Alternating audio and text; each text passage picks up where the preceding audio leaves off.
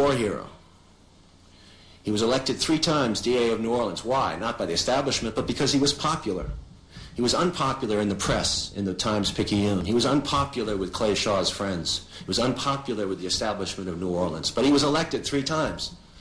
And then he's since become an appellate judge in that same city after the trial. He had a case. There were 2 evidentiary hearings. He went to a 3-judge panel, criminal judges. He presented his facts. Those 3 judges in 1967 said, go to trial. He went to a grand jury of 12 jurors. They said, go to trial. It was hardly the frolic described, and it was not a whim. He had witnesses, and he had evidence. 3 major witnesses, however, died before he could get to trial. Obviously Oswald, obviously Ruby is part of it, but we have Guy Bannister, and we have David Ferry. These were key witnesses in the possible connection of Shaw, Bannister, and Ferry. We have, since the trial, found significant evidence that Shaw knew Oswald, not only through Perry Rousseau, but through the Clinton witnesses from Clinton, Louisiana. 10 people, 8 of them black, I believe, pointed to Shaw as being in Clinton that day with Lee Oswald at a Corps rally. Dean Andrews pointed to Clay Shaw, or pointed to a man called Clay Bertrand, who Jim found out to be Clay Shaw. That testimony was thrown out of court by the judge in the scene that we show in the movie with the officer not being allowed to testify. We do believe that Clay Shaw was Clay Bertrand. The jury came back and said that there was that Shaw was not guilty, but when they were polled after the trial, they said that Jim Garrison had convinced them that there had been a conspiracy to kill Kennedy, but they couldn't make the link to Clay Shaw. By the way, Jim Garrison did make his summation speech.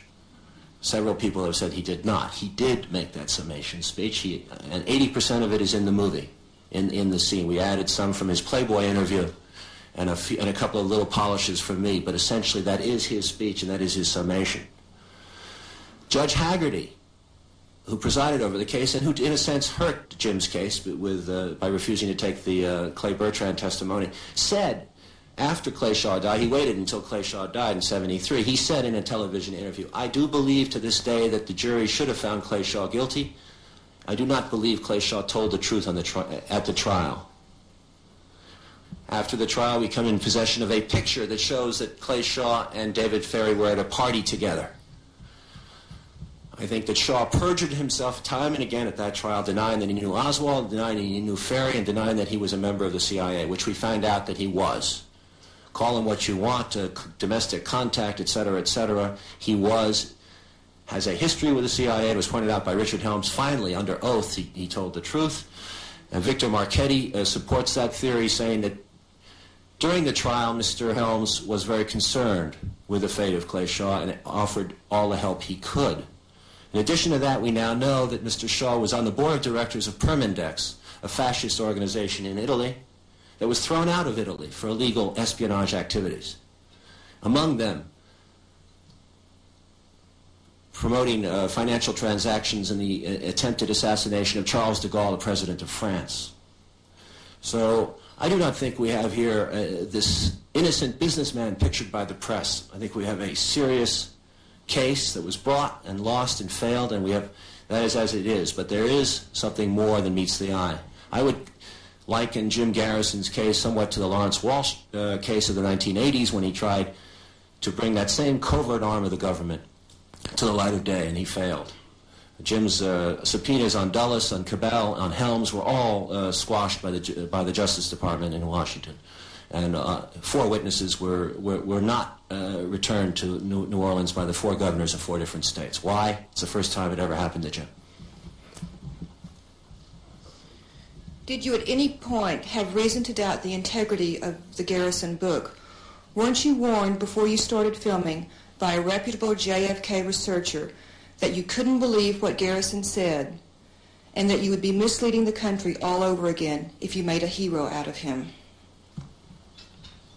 Well, I believe I answered that same question, that I obviously had heard all the horror stories on Jim, and we investigated everything, and we cannot come up with any of these charges. We heard one charge of Anthony Lewis of the New York Times said that he bribed witnesses. Well, this is the civil libertarian charging this, and we checked it out, and there's no evidence of a bribe. The two witnesses that supposedly were bribed said so on television, and when Jim brought a subpoena against them, they refused to sign and to admit, to repeat what they said on television. So, show us the evidence.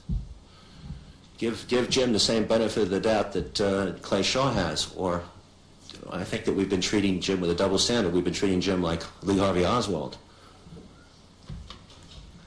Why didn't the Kennedy family insist on a new investigation in light of the Garrison evidence?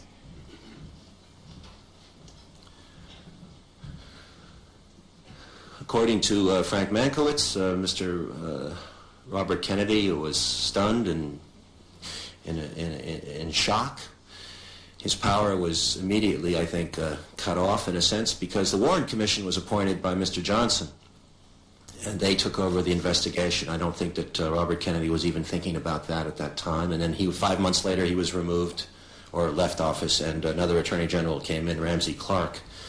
I think it was. Correct me if I'm wrong.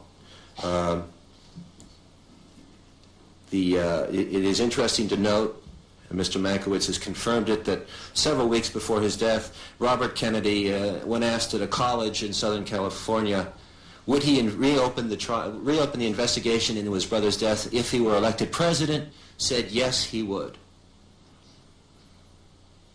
As to the rest of the Kennedy family, I've heard nothing from them. I'm sure that it is a subject of great pain to them, and I sympathize with them, but I do think that this is a much larger issue than the Kennedy family issue. The National Archives claims that the autopsy photos were donated by the Kennedy family and as such are excluded under the Freedom of Information Act. Is this correct, and did you do a FOIA request? Can I go on to the next one? I'm going to run this by the researcher. Your art has a point of view and a message. How is it different from propaganda?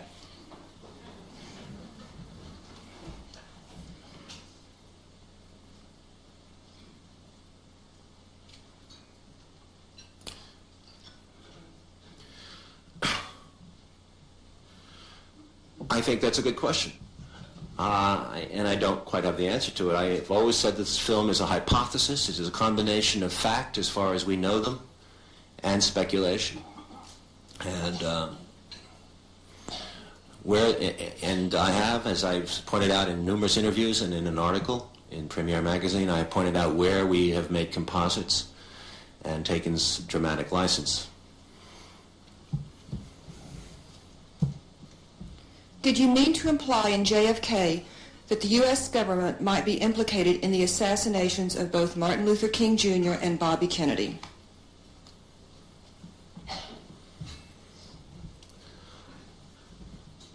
Yes.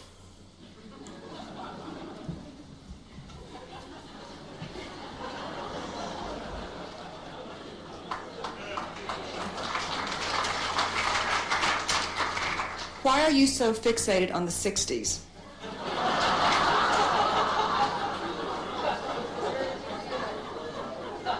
No, the better question is, what did you think of the Saturday Night Live skit? I thought he was better. He should be up here, that actor. I'm fixated on the 60s. I'm not. I've done 3 movies about the 80s, Wall Street, Salvador, and talk radio. I do think that the 60s is a seminal decade. It was the seed of what is coming to bear now in the 90s and the 2000s, is that this next generation of leadership, whether it be Dan Quayle or whichever Democratic president, is all in this age group, and we all grew up in the 60s, and our attitudes, our thinking were shaped by the 60s. So, as I said in my speech, I do think that Vietnam is the watershed event of our time, and rather than be fixated on it, I think I've tried to move beyond it. And it's interesting that when I started the Kennedy movie, I never even saw the linkages until Garrison started to talk about him, Newman and Prouty, and then I said, my God, I'm back to Vietnam here.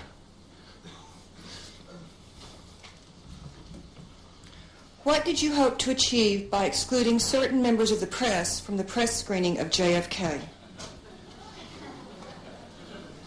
Which one? Novak and Evans? Is that Frank Mankiewicz doing? I don't know. Is that the Washington one we're talking about? Or I believe we screened the movie pretty widely. And our problem, of course, was time. We just finished about 7 or 8 days before our release. We were up against the wall. I'm sorry if certain people were left out, except for Mr. Novak or Mr. Evans.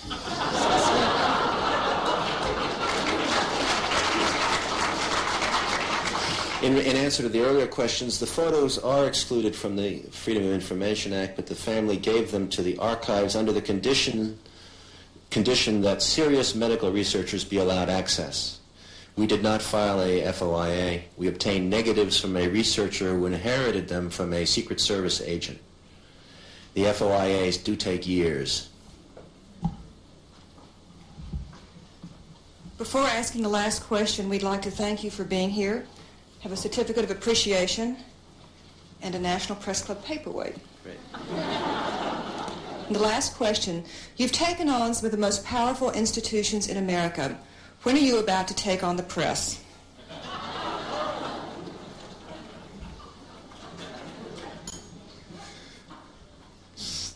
Starring Dan Rather.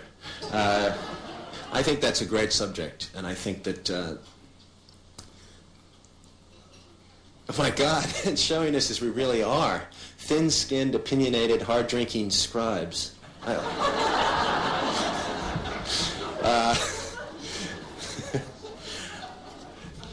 I think the press has taken on me, but whether I can take on the press is obviously something I would know being doomed in advance to bad reviews. I would have to think twice, but I do think it's a great subject, and possibly I will.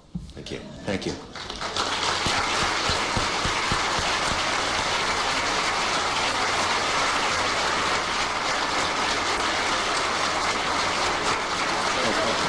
And that concludes C-SPAN coverage of a National Press Club speech by movie director Oliver Stone.